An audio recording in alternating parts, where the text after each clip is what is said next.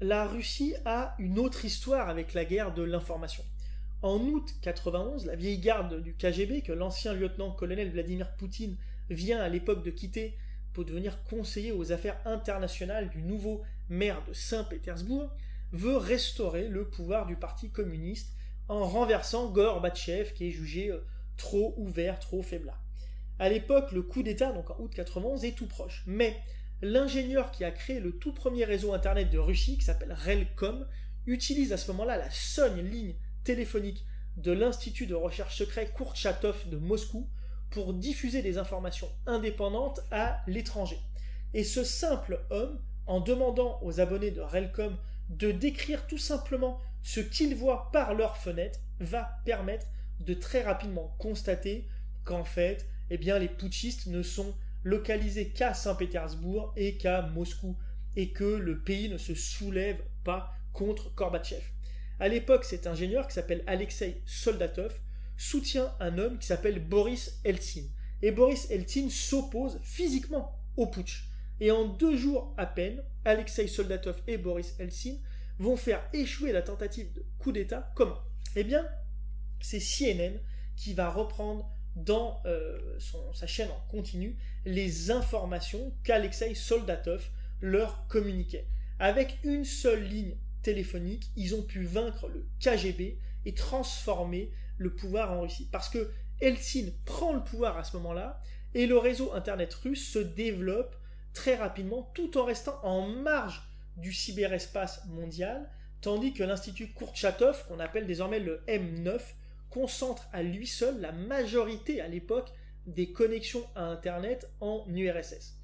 L'américain George Soros, qui est d'origine hongroise, investit à ce moment-là dans le 3e fournisseur d'accès à Internet russe, qui s'appelle Sovam Teleport, tandis que quasiment tous les pays post-soviétiques, qui dépendent toujours aujourd'hui d'ailleurs du réseau russe, pour se connecter à l'Internet au sein d'un système qu'on appelle ru.net. La crise qui frappe la Russie à l'époque va pousser les hackers, dans le temps, donc les hackers post-soviétiques, à se spécialiser dans la cybercriminalité, dans le hacking, le piratage. Ils ont piraté le monde occidental, ils continuent de le pirater, parce que l'influence digitale russe dans les services, dans les infrastructures et aussi dans les protocoles de communication grandissait déjà à l'époque. Et ce fameux ru.net offrait une alternative, en tout cas des alternatives aux plateformes et aux normes américaines. Et donc il y a pas mal d'acteurs d'un Internet libre et aussi d'un Internet, mafieux en fait, qui vont s'intégrer à ce fameux ru.net. Il y a aussi des pionniers qui s'adressent à l'époque qu'aux russophones, qui vont se lancer, comme le moteur de recherche Yandex qui a été fondé en 93, ça veut dire bien avant Google. D'ailleurs les fondateurs de Google sont d'origine russe. Ou comme le réseau social VK, qui a été créé 2 ans après Facebook et dont le premier investisseur privé, vous savez, Facebook, a été Digital Sky Technology, qui est créé par Yuri Milner et Alexei Ousmanov. Ce fameux Alexei Ousmanov, il a formé avec d'autres Russes, des anciens passés par Goldman Sachs, ce fonds Digital Sky Technology. Seulement ce même Ousmanov, qui est l'ami d'enfance de l'ancien agent soviétique et premier ministre russe Evgeny Primakov, a fait 6 ans de prison dans sa jeunesse, officiellement pour corruption de fonctionnaires. Et selon lui, c'était plutôt pour opposition au régime soviétique. Et Ousmanov, après sa sortie de prison, tandis que les espions occidentaux veulent à l'époque le retourner, le recruter, on va dire, eh bien il prévient un ponte du KGB qui ensuite devient directeur de la banque Mapo. Et cette banque, donc plus ou moins gouvernée par le KGB, va le récompenser en lui ouvrant les portes de Moscou en 1994, avant qu'il soit nommé en 2000, vous savez, ça coïncide avec l'arrivée au pouvoir de son ami proche Vladimir Poutine au Kremlin, comme dirigeant du fonds d'investissement du géant Gazprom. Et à ce moment-là, Ousmanov va en profiter pour mettre la main sur une boîte qui s'appelle Metallo Invest. C'est un géant de l'industrie métallurgique qui a un intérêt plus large, parce que au-delà d'assurer sa fortune, c'est aujourd'hui, donc Ousmanov, 14 milliards de dollars. Mais plus d'une décennie après avoir quitté les affaires et après avoir quitté la tête de Metallo Invest. L'agence de renseignement américaine DNI a d'ailleurs identifié Ousmanov dans un rapport qui est intitulé Les Alliés du Kremlin, qui est accessible en ligne. Les alliés du Kremlin étendent leur contrôle sur l'internet russe. Et on y voit et on y retrouve précisément les grands acteurs de l'internet russe, les oligarques qu'il y a derrière, et finalement on comprend que celui qui contrôle en temps quasiment réel le serveur russe, Ru.net et les grandes plateformes, c'est Poutine dès son arrivée au pouvoir. On y lit par exemple qu'Ousmanov rachète le seul média russe en ligne qui est doté d'une rédaction, Gazeta.ru, en 2006.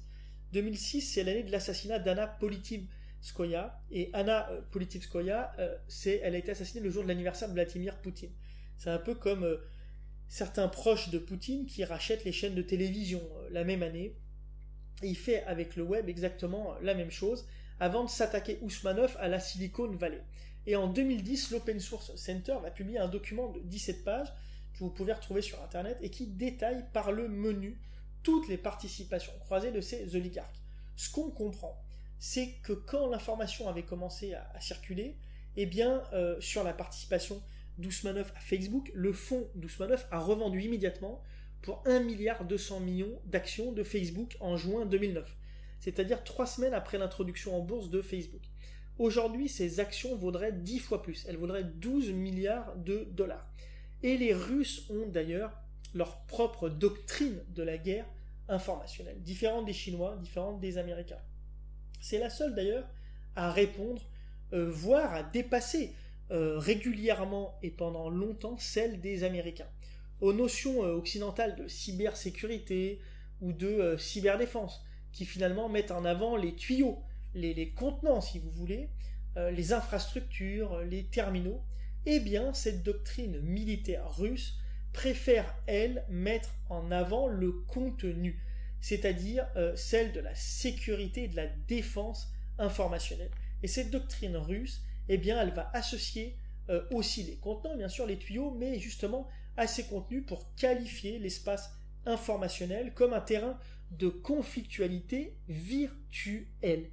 Et l'ironie de l'histoire, d'ailleurs, c'est que ces notions eh bien, s'inspirent directement des travaux de l'inventeur de la cybernétique, qui lui-même, on en a parlé, était un mathématicien américain nommé Norbert Wiener.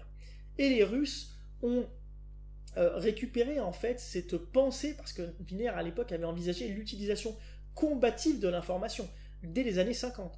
Et dans les années 70, c'est sa notion de contrôle réflexif, vous savez, qui est la base de la doctrine russe, le two-step flow of communication, la boucle rétroactive, le feedback. Et elle consiste en fait à influencer la perception qu'ont les adversaires de leur environnement en agissant directement sur leur sphère informationnelle, donc sur les contenus, mais aussi sur les contenants et sur les vecteurs de l'information.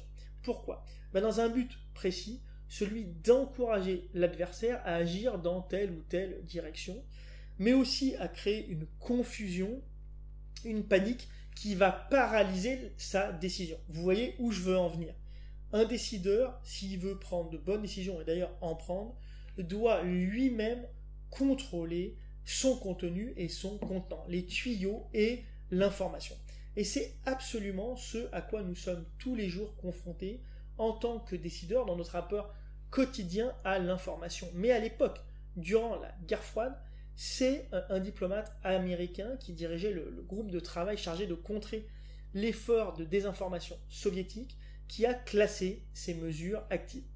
Il y a celles qui visent à empêcher l'ennemi de prendre des mesures en l'induisant par exemple en erreur, soit par des activités subversives. Eh bien, il l'a classé, comme je vous dis, en 3 catégories. 1, il y a les mesures noires. Les mesures noires, vous êtes parfois confrontés dans votre rapport à l'actualité. Ce sont des opérations clandestines qui sont coordonnées par le renseignement. Ensuite, vous avez les mesures grises. Là, c'est des mesures qui impliquent plutôt des alliés politiques ou parfois des scientifiques étrangers, des think tanks, des gens qui ont une légitimité et qui, sous couverture, vont aller porter le discours d'un État, d'un pouvoir, d'un empire. Et enfin, vous avez ce qu'on appelle les mesures blanches. Elles sont déployées directement par les agences de presse, par les médias, en l'occurrence soviétiques internationaux, et par les services d'information des ambassades. Ce qu'il faut comprendre, c'est que depuis la guerre froide, absolument rien n'a changé. Les services secrets sont toujours chargés de mener ces opérations qui ont continué après la guerre froide. dans justement la guerre de l'information. Et la doctrine russe de la guerre informationnelle s'est même enrichie de nouveaux concepts dans les années 90. C'est encore une ironie de l'histoire, puisque c'est dans les écrits d'un officier de la Russie impériale, devenu après son exil en Occident un adversaire farouche des soviétiques, que les experts militaires russes vont trouver une clé de lecture, une grille de lecture des mutations de l'art de la guerre aux États-Unis. Cet homme, il s'appelle Evgeny Messner, et il avait aidé la Wehrmacht pour sa propagande avant de se réfugier en Allemagne et de décrire dans les années 60 l'avènement d'un nouveau type de guerre qui aura pour objectif. Cet homme, il s'appelle Evgeny Messner. Il avait aidé la Wehrmacht pour sa propagande avant de se réfugier en Amérique et de décrire dans les années 60 l'avènement d'un nouveau type de guerre qui aura pour objectif d'affaiblir la volonté politique de l'ennemi en influençant l'âme de la population. C'est l'équivalent, si vous voulez, des campagnes négatives en politique, on en reparlera, mais ces campagnes qui ont pour but d'abord de plomber l'engagement et la participation pour les candidats adverses, ou pour le scrutin en général d'ailleurs, mais c'est ces règles appliquées à la guerre. Et pour Messner, ce n'est plus la conquête du territoire qui prévaut, c'est celle des esprits dans l'état ennemi. Et il va ajouter aux trois armées, vous savez, trois dimensions, les 3D si vous voulez, de la guerre. Donc l'armée de l'air, l'armée de terre et la marine. Et bien lui, il ajoute une quatrième dimension, c'est celle de la psyché des nations combattantes. Et en 71, il va définir son concept de guerre de subversion. Ça s'appelle la Miatezovoina en russe. C'est en fait une guerre psychologique qui vise à conquérir l'âme, mais aussi l'esprit des gens, des citoyens, des opinions publiques. Et les Russes comprennent qu'ils ont été, durant la guerre froide, les toutes premières victimes de cette guerre de subversion. Et ils sont convaincus, dès la chute du mur de Berlin, qu'ils doivent élargir le spectre des critères de la guerre s'ils veulent concurrencer frontalement et durablement les Américains. Vous pouvez d'ailleurs lire en français le livre majeur de Messner, qui a été réédité en 2004 sous le titre La guerre de subversion mondiale. C'est un livre assez hallucinant, pas très bien écrit, mais qui va vous permettre de rentrer dans l'idée même de cette paranoïa qui aujourd'hui a fécondé, j'ai envie de dire, notre conception de la guerre de l'information.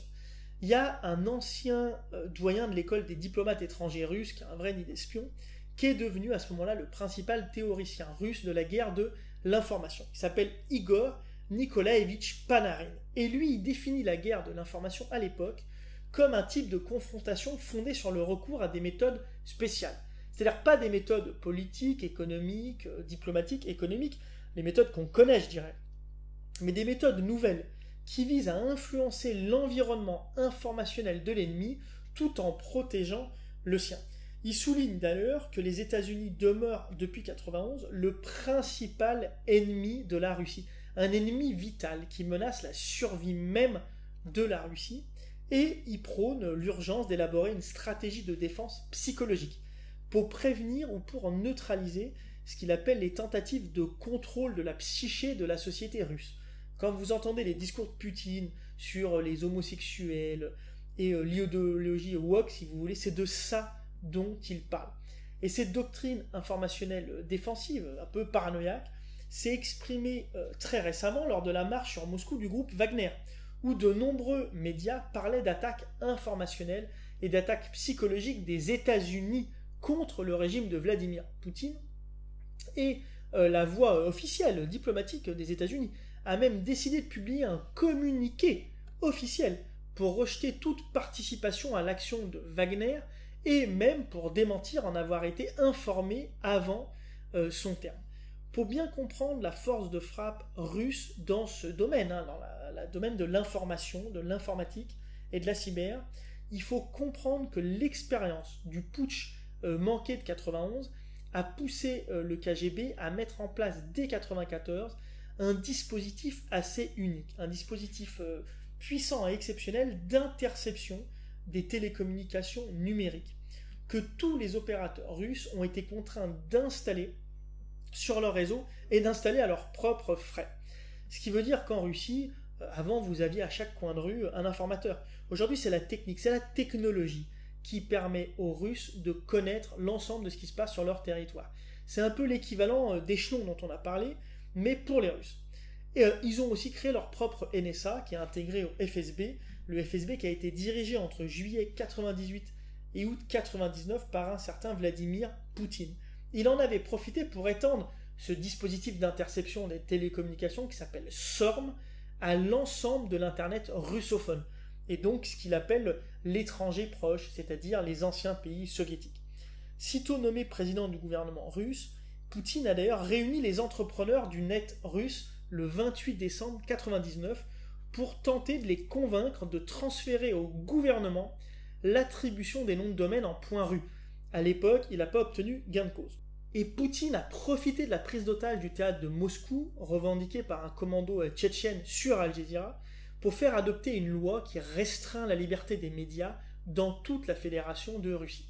Il s'agissait tout simplement de pouvoir emprisonner les journalistes qui traiteraient des opérations antiterroristes. Sauf que en Russie, opération terroriste, ça désignait la guerre en Ukraine, la guerre en Tchétchénie. Et c'est aujourd'hui d'ailleurs vrai pour la guerre en Ukraine, puisque vous ne pouvez pas parler de cette guerre autrement que sous le nom d'opération militaire spéciale. Vous risquez 15 ans d'emprisonnement. Et Poutine, à l'époque, va exprimer très clairement, et dès son accession au pouvoir, sa doctrine de la sécurité de l'information. C'est une doctrine essentiellement défensive et dirigée directement contre les États-Unis. Pour Poutine, les menaces informationnelles sont la dévaluation, la subversion des valeurs spirituelles des Russes. Et la manipulation de l'information par des pays qui veulent dominer le monde porte directement atteinte aux intérêts de la Russie dans, je cite, l'espace mondial de l'information. Ce que ça veut dire, c'est qu'en fait, la guerre froide ne s'est jamais arrêtée. Elle a déplacé son terrain d'action. Et lorsque Poutine crée, en mars 2001, un département de l'information au Kremlin, c'est pour centraliser justement l'information et la protection de l'espace informationnel russophone de toutes les ingérences étrangères. À l'époque, il va jusqu'à écarter les oligarques qui contrôlent les médias pour placer des proches à lui. C'est à ce moment-là que Boris Berezovsky doit s'exiler à Londres et céder la toute première chaîne du pays, ORT, ainsi qu'un grand quotidien, tandis que le propriétaire de la chaîne d'opposition NTV est arrêté et doit accepter à contre-cœur de vendre sa chaîne au géant Gazprom, le géant de l'énergie qui est contrôlé quasiment directement par le Kremlin, s'il veut retrouver sa liberté. Poutine met l'ensemble des actifs médiatiques de Gazprom entre les mains d'un ami à lui qui s'appelle Yuri Kovalchuk. Et il place des cadres du FSB qui souvent sont passés auparavant dans les services extérieurs du KGB, comme lui, quand il était à Dresde en Allemagne, à la direction de tous les médias publics russes. Vous vous souvenez, j'imagine, aussi de la vague d'assassinats de journalistes critiques qui a été menée plus ou moins directement par Poutine. Et de toute façon, à l'époque, les Occidentaux sont encore les responsables de tous les drames qui arrivent à la Russie quand vous regardez les médias russes. Lorsque des Tchétchènes ou des Ingouches vont commettre une prise d'otage en Ossétie du Nord, à Beslan, là, Poutine va lancer un assaut sanglant. On est en septembre 2004. Et cet assaut va faire 332 victimes, dont 186 enfants. Et dans son discours solennel, son discours à la nation, où Poutine annonce la tragédie, il dit que les Occidentaux sont derrière cet attentat. Et il va aller jusqu'à créer en avril 2005 un mouvement de jeunesse qu'on appelle les Nashis. Et les Nashis, qui veut dire les nôtres si vous voulez en russe, vont s'organiser comme une force contre-insurrectionnelle, notamment en ligne. Ce sont eux qui vont former des premières fermes de trolls, qui vont harceler les dissidents, qui vont les qualifier de traîtres, d'abord en ligne et puis ensuite physiquement, ils vont aller au coup de poing. Et Poutine voit d'ailleurs la main des Américains dans l'élection de Boris Eltsine face aux favoris communistes en juin 1996.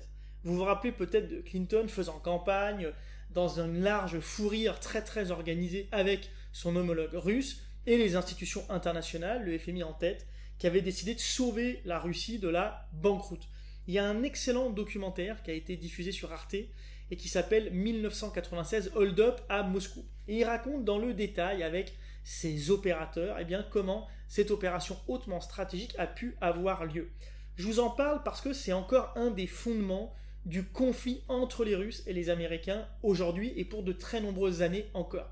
À l'époque, Eltsine est malade, il est conspué par l'ensemble de son peuple, les sondages lui donnent à peine 20% de chance.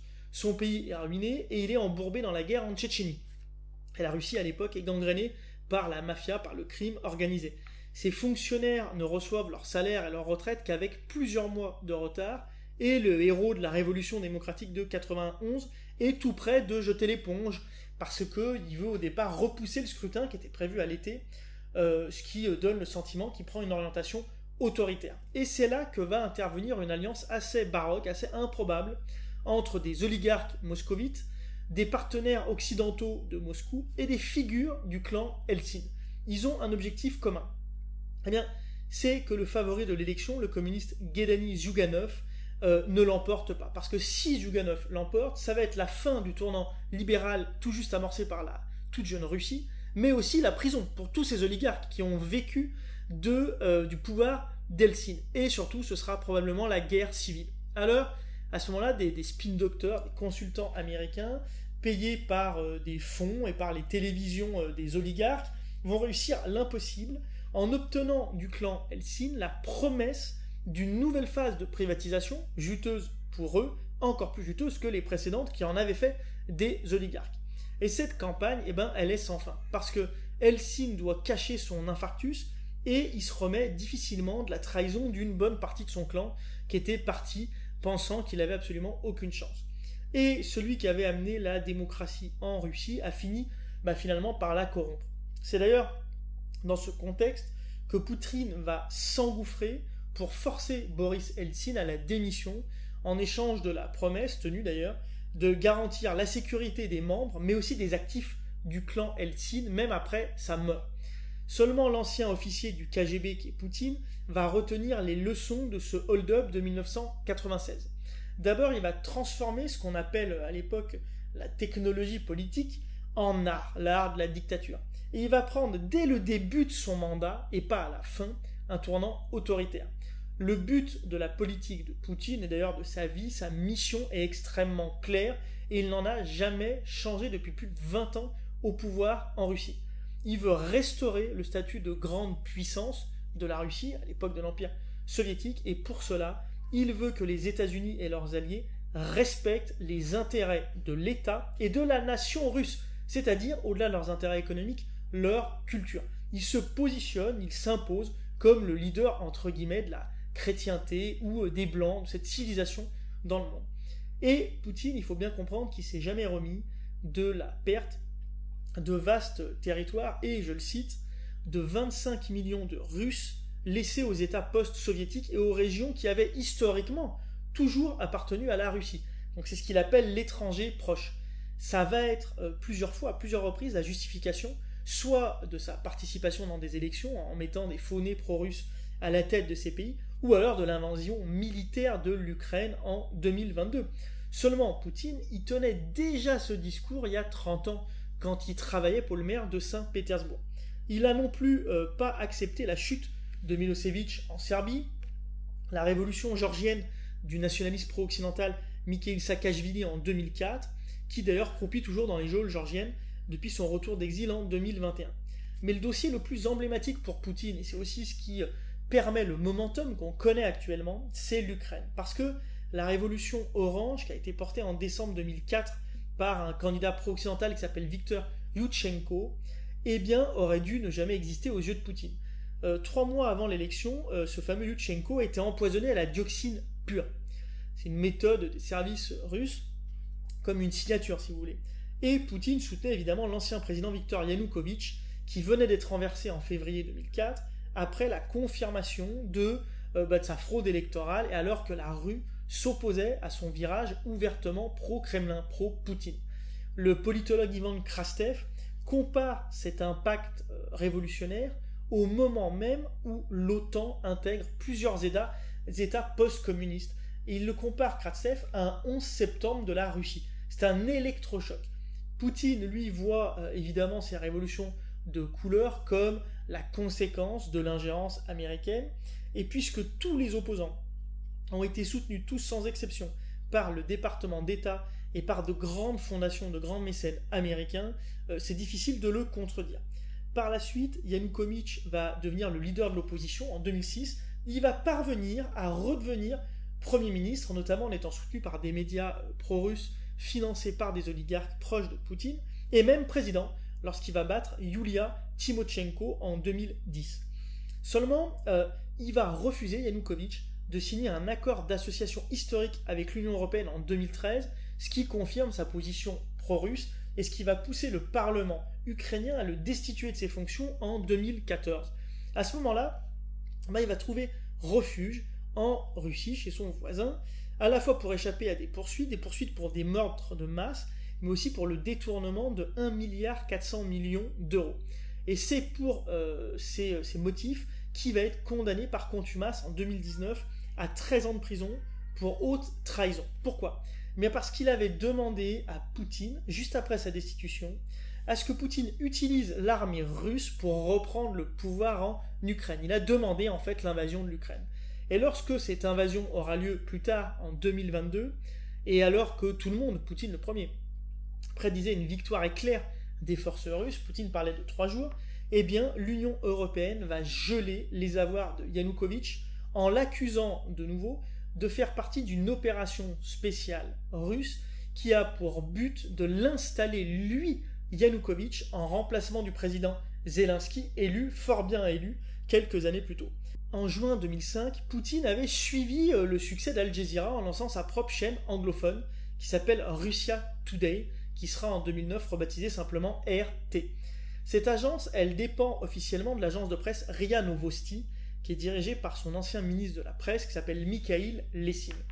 Parce que fournir des armes aux adversaires des États-Unis, en premier lieu l'Iran et la Corée du Nord, ne suffit plus à Poutine pour contester l'hyperpuissance, l'hégémonie américaine. Au nom de quoi ?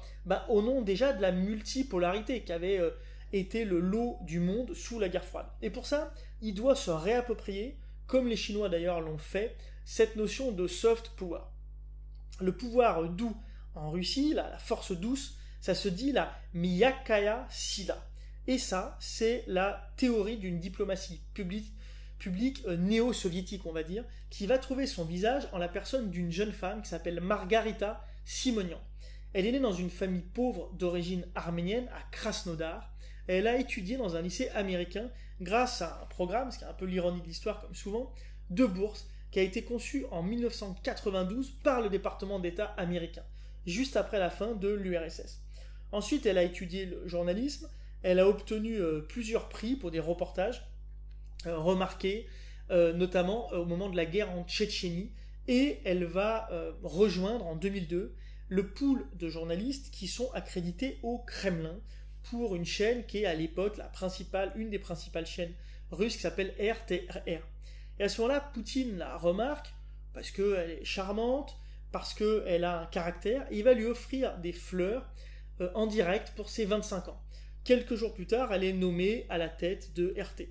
Elle a une ligne directe, Margarita Simonyan, avec le président russe, et au moment de sa nomination, The Economist la surnomme la propagandiste en chef du Kremlin. Très vite, RT a ses têtes de Turc. D'abord l'OTAN, ensuite les États-Unis, enfin l'Union européenne, et pour finir, le système financier international, FMI, Banque mondiale notamment, qui nous sont hérités des accords de Bretton Woods dans les années 70. Seulement, l'innovation chez RT, c'est qu'il s'adresse principalement à une audience étrangère.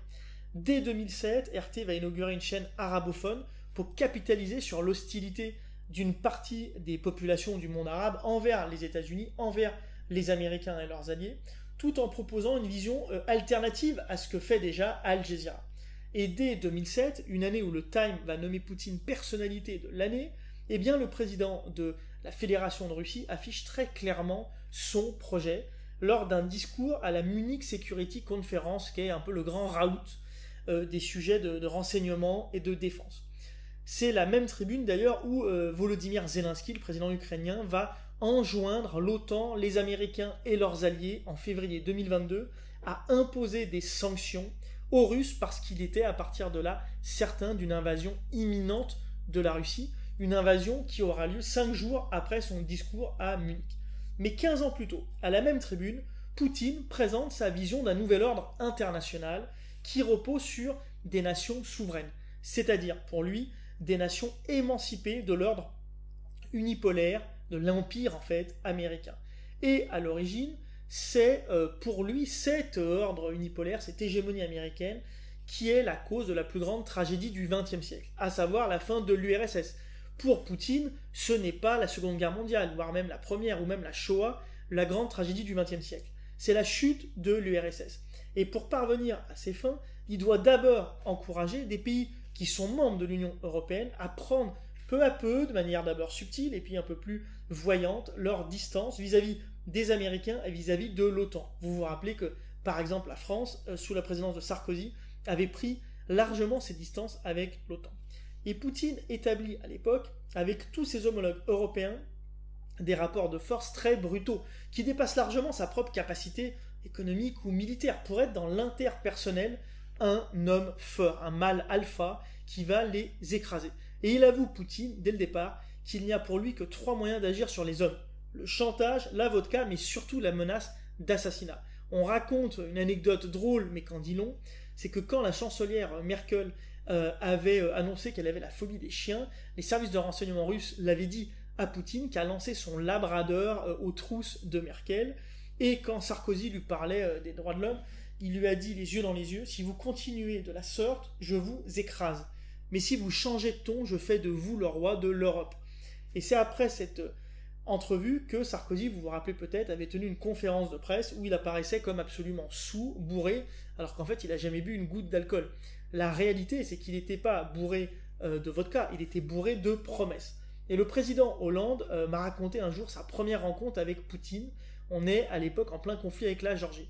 Et là, Poutine lui a raconté pendant des heures, dans le détail, des opérations vraies ou fausses, où il était dans des tranchées en train d'exécuter des hommes à main nue au couteau.